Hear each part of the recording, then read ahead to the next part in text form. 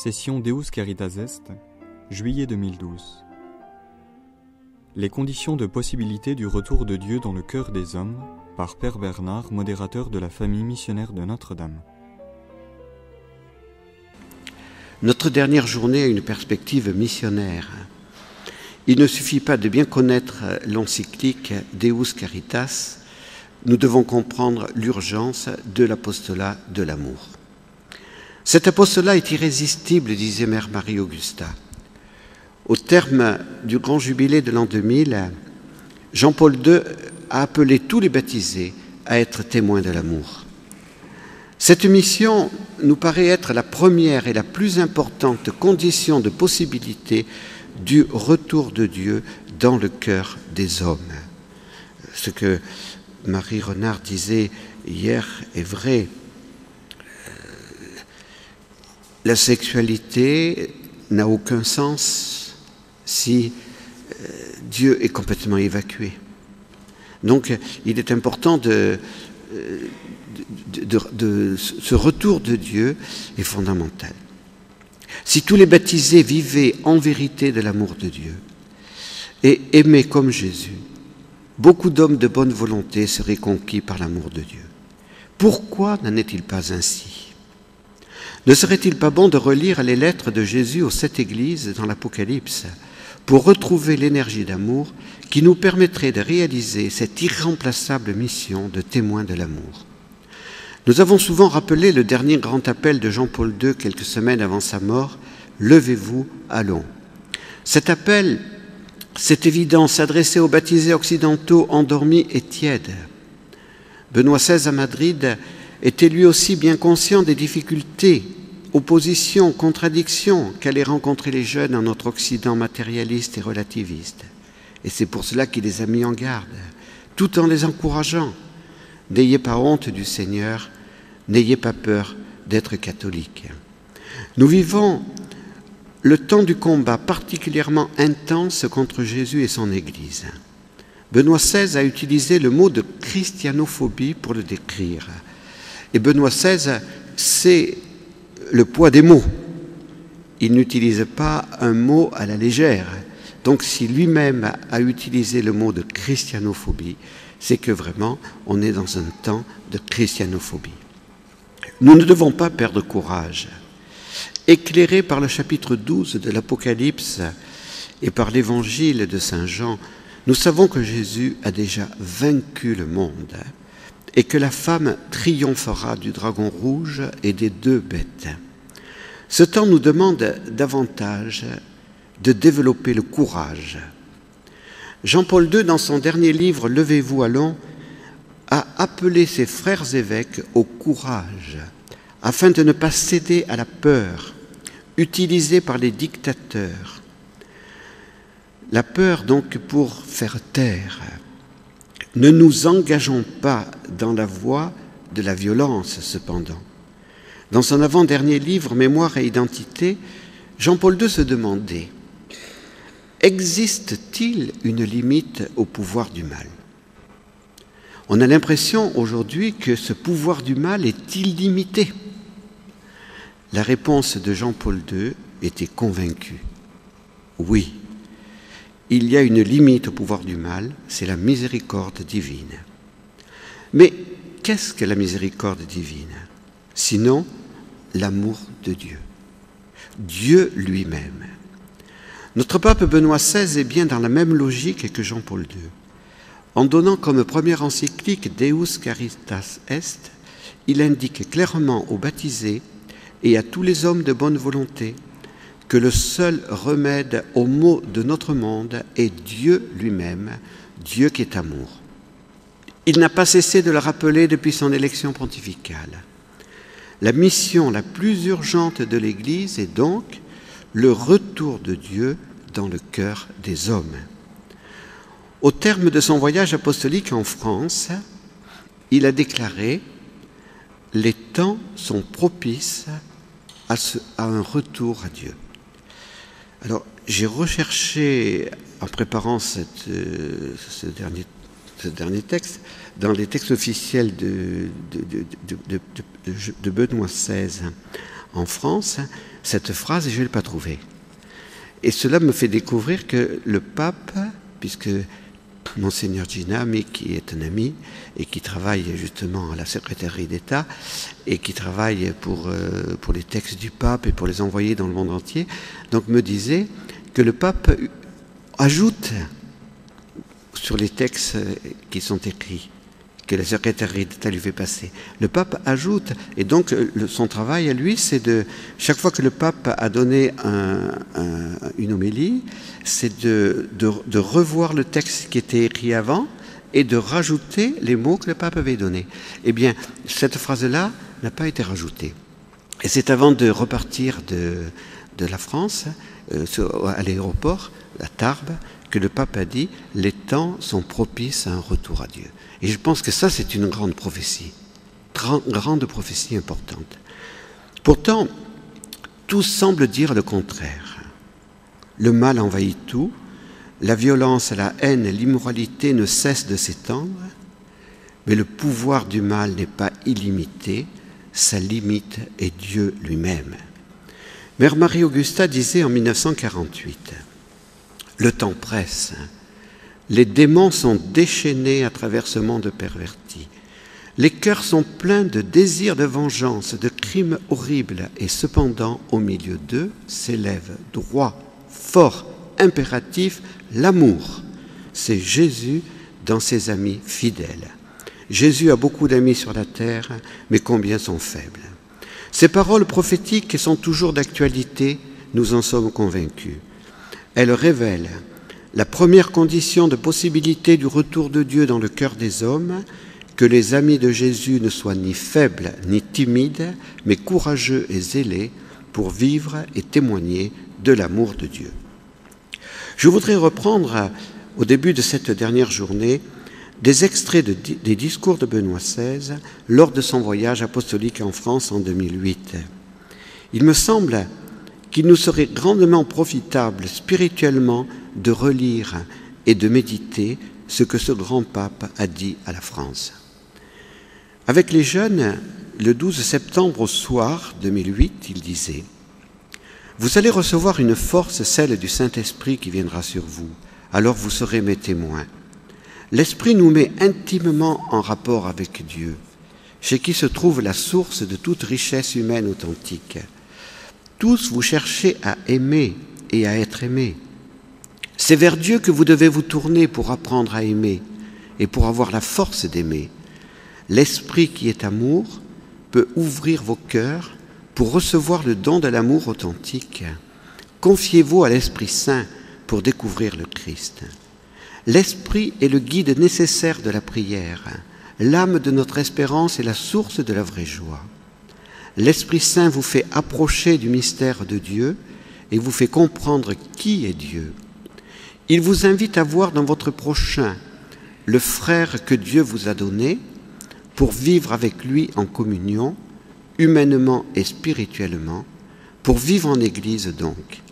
En vous révélant qui est le Christ mort et ressuscité pour nous, l'Esprit Saint vous pousse à témoigner. L'Église vous fait confiance, je tiens à vous le dire. Je voudrais vous confier un second trésor, a-t-il dit encore aux jeunes. Il s'agit du mystère de la croix. Pour les chrétiens, la croix symbolise la sagesse de Dieu et son amour infini révélé dans le don salvifique du Christ mort et ressuscité pour la vie du monde, pour la vie de chacun et de chacune d'entre vous en particulier. Puisse cette découverte bouleversante de Dieu qui s'est fait homme par amour vous inviter à respecter et à vénérer la croix. Elle est le signe de votre vie en Dieu et de votre salut, le témoin muet des douleurs des hommes et l'expression unique et précieuse de toutes leurs espérances. Chers jeunes, je sais que vénérer la croix attire aussi parfois la raillerie et même la persécution. La croix compromet en quelque sorte la sécurité humaine, mais elle affermit aussi et surtout la grâce de Dieu et confirme notre salut. Ce soir, je vous confie la croix du Christ. L'Esprit Saint vous en fera comprendre les mystères d'amour, et vous crierez alors avec saint Paul, « Pour moi que la croix de notre Seigneur Jésus-Christ reste mon seul orgueil. Par elle, le monde est à jamais crucifié pour moi, comme moi pour le monde. » Paul avait compris la parole de Jésus, apparemment paradoxale, selon laquelle c'est seulement en perdant sa propre vie qu'on peut la trouver. Et il en avait conclu, la croix exprime la loi fondamentale de l'amour et est la formulation parfaite de la vraie vie. Dans la conclusion de son homélie à Paris, Benoît XVI disait « Lorsque nous agissons, cherchons-nous à répandre l'amour qui nous fait vivre ?» Saint Jean Chrysostome dit encore « Maintenant, si nous participons tous au même pain, et si tous nous devenons cette même substance, pourquoi ne montrons-nous pas la même charité? Pourquoi, pour la même raison, ne devenons-nous pas un même tout unique? Ô homme, c'est le Christ qui est venu te chercher, toi qui étais si loin de lui, pour s'unir à toi. Et toi, tu ne veux pas t'unir à ton frère? Je vous confie, chers chrétiens de Paris et de France, à l'action puissante et miséricordieuse du Dieu d'amour qui est mort pour nous sur la croix et ressuscité victorieusement au matin de Pâques. À tous les hommes de bonne volonté qui m'écoutent, je redis comme saint Paul, fuyez le culte des idoles, ne vous lassez pas de faire le bien. À Lourdes, le soir de ce même jour, Benoît XVI disait encore « Vivre l'amour chrétien, c'est tout à la fois faire entrer la lumière de Dieu dans le monde et en indiquer la véritable source. » Saint Léon le Grand écrit « Quiconque en effet vit pieusement et chastement dans l'Église, qui songe aux choses d'en haut, non à celles de la terre, et d'une certaine façon semblable à la lumière céleste. Tant qu'il observe lui-même l'éclat d'une sainte vie, il montre à beaucoup comme une étoile la voie qui mène à Dieu. » En ce sanctuaire de Lourdes, vers lequel les chrétiens du monde entier ont les yeux tournés depuis que la Vierge Marie y a fait briller l'espérance et l'amour en donnant aux malades, aux pauvres et aux petits la première place, nous sommes invités à découvrir la simplicité de notre vocation. Il suffit d'aimer. Vous voyez, ces textes de la venue de Benoît XVI à Lourdes vont bien dans le sens de cette encyclique que nous sommes en train d'approfondir. Dans l'encyclique que nous avons approfondie, Benoît XVI nous appelle à exercer l'apostolat de l'amour. Il n'utilise pas cette expression, mais son contenu. Et comme je vous l'ai dit hier, le mot qui revient le plus souvent est le mot « service ». C'est surtout par le service de la charité, dit Benoît XVI, que l'Église rayonne l'amour de Dieu. Toute l'activité de l'Église est l'expression d'un amour qui cherche le bien intégral de l'homme. L'amour est le service que l'Église réalise pour aller constamment au-devant des souffrances et des besoins, même matériels des hommes. C'est le numéro 19. La charité ne doit pas être un moyen au service de ce qu'on appelle aujourd'hui le prosélytisme. L'amour est gratuit. On en a parlé hier de la gratuité. Il n'est pas utilisé pour parvenir à d'autres fins.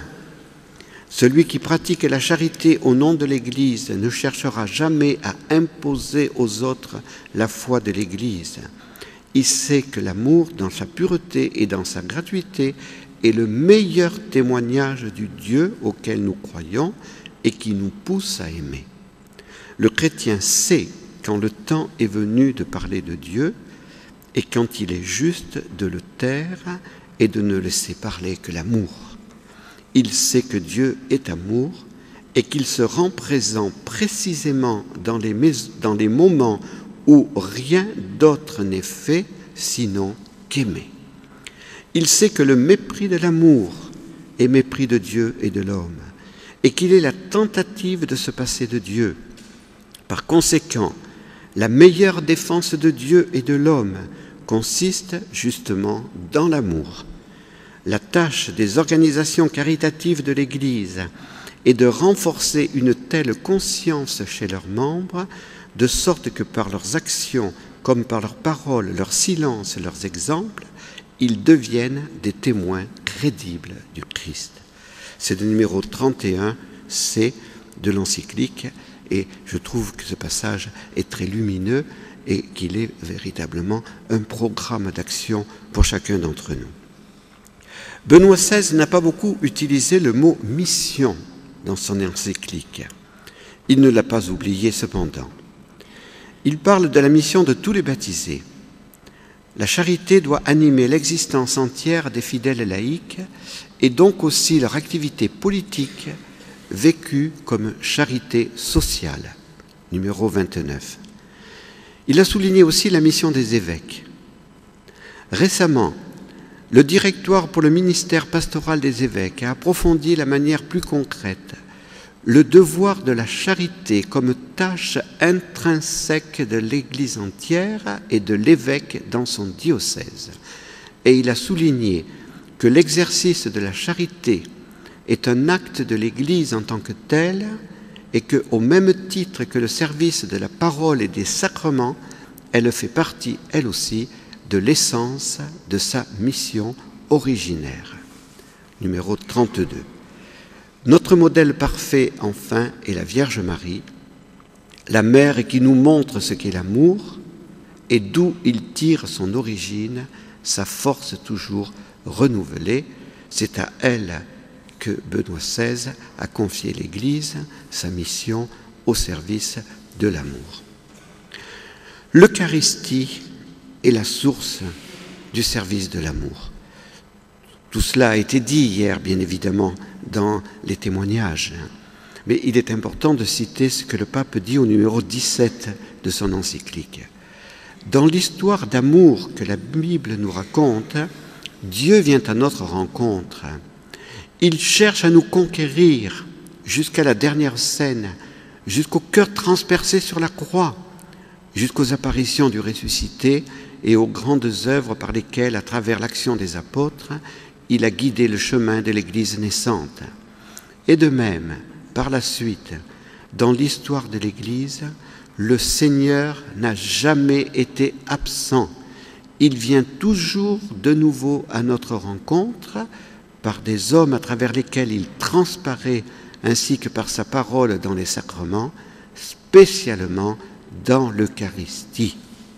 Et donc, il faut que nous participions, bien évidemment, à la messe dominicale, mais si nous avons la possibilité à la messe chaque jour, la messe quotidienne, c'est bien cette participation à la messe quotidienne qui a permis aux parents de Sainte Thérèse d'être des saints parents et de fonder une sainte famille. Benoît XVI n'a pas oublié l'important service ministériel des diacres. Donc au numéro 21, il parle des diacres. Le service social des 7 premiers diacres de l'Église était un véritable ministère spirituel, une tâche essentielle de l'Église, celle de l'amour bien ordonné du prochain. Avec la formation du groupe des 7, la diaconia, le service de l'amour du prochain, exercé d'une manière communautaire et ordonnée, était désormais instauré dans la structure fondamentale de l'Église elle-même. Mais le retour de Dieu dans le cœur des hommes ne dépend pas de nos programmes humains. Et le numéro 35 le dit très clairement. C'est Dieu qui gouverne le monde et non pas nous. Comme je le disais hier avec humour, rappelons-le à nos gouvernants. Nous lui offrons uniquement nos services, pour autant que nous le pouvons, et tant qu'il nous en donne la force, faire cependant ce qui nous est possible, avec la force dont nous disposons, telle est la tâche qui maintient le bon serviteur de Jésus-Christ toujours en mouvement. l'amour du Christ nous pousse.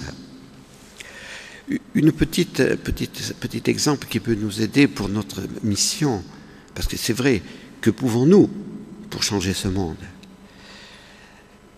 Jésus a mis à l'épreuve les apôtres au moment de la multiplication des pains. Donnez-leur à manger. Mais Seigneur, il n'y a qu'un petit garçon ici qui a 5 pains et 2 poissons.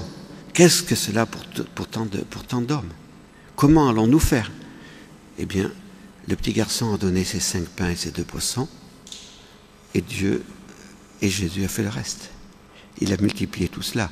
Donc, Dieu ne nous demande pas l'impossible, mais donnons nos 5 pains et nos 2 poissons, et il multipliera tout cela pour l'humanité entière. Je voudrais encore citer Benoît XVI dans son encyclique Caritas in Veritate, sur le principe de gratuité. L'amour dans la vérité place l'homme devant l'étonnante expérience du don.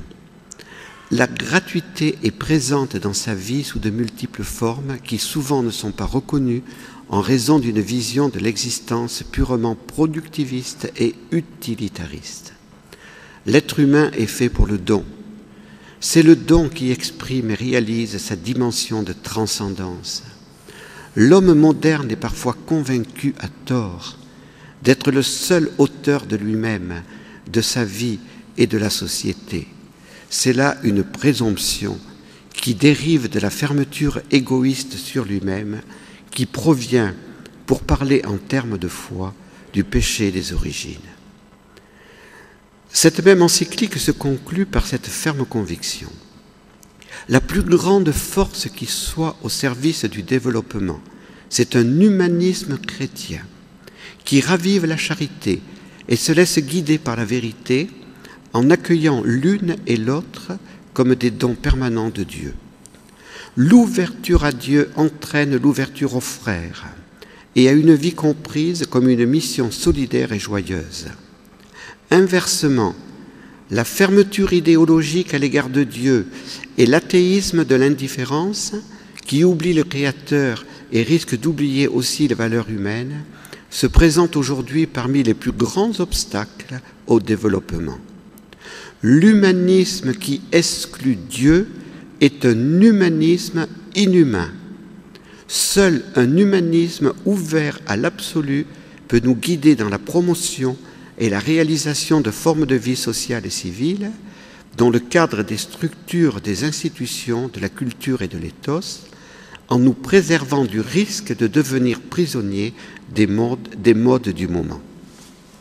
Le développement a besoin de chrétiens qui ont les mains tendues vers Dieu dans un geste de prière, conscients du fait que l'amour riche de vérité, caritas in veritate, d'où procède l'authentique développement, n'est pas produit par nous, mais nous est donné. C'est pourquoi, même dans les moments les plus difficiles et les situations les plus complexes, nous devons non seulement réagir en conscience, mais aussi et surtout nous référer à son amour. Le chrétien désire ardemment que toute la famille humaine puisse appeler Dieu notre Père. Avec le Fils unique, puissent tous les hommes apprendre à prier le Père et à lui demander, avec les mots que Jésus lui-même nous a enseignés, de savoir le sanctifier en vivant selon sa volonté. Et ensuite d'avoir le pain quotidien nécessaire, d'être compréhensif et généreux à l'égard de leurs débiteurs, de ne pas être mis à l'épreuve à l'excès et d'être délivré du mal. Il me plaît d'exprimer ce vœu avec les paroles mêmes de l'apôtre dans sa lettre aux Romains. Que votre amour soit sans hypocrisie, fuyez le mal avec horreur, attachez-vous au bien, soyez unis les uns aux autres par l'affection fraternelle, rivalisez de respect les uns pour les autres. Que la Vierge Marie, proclamée par Paul VI, mère de l'Église, et honorée par le peuple chrétien comme miroir de la justice et reine de la paix, nous protège et nous obtienne par son intercession céleste, la force, l'espérance et la joie nécessaires pour continuer à nous dévouer généreusement à la réalisation du développement de tout l'homme et de tous les hommes.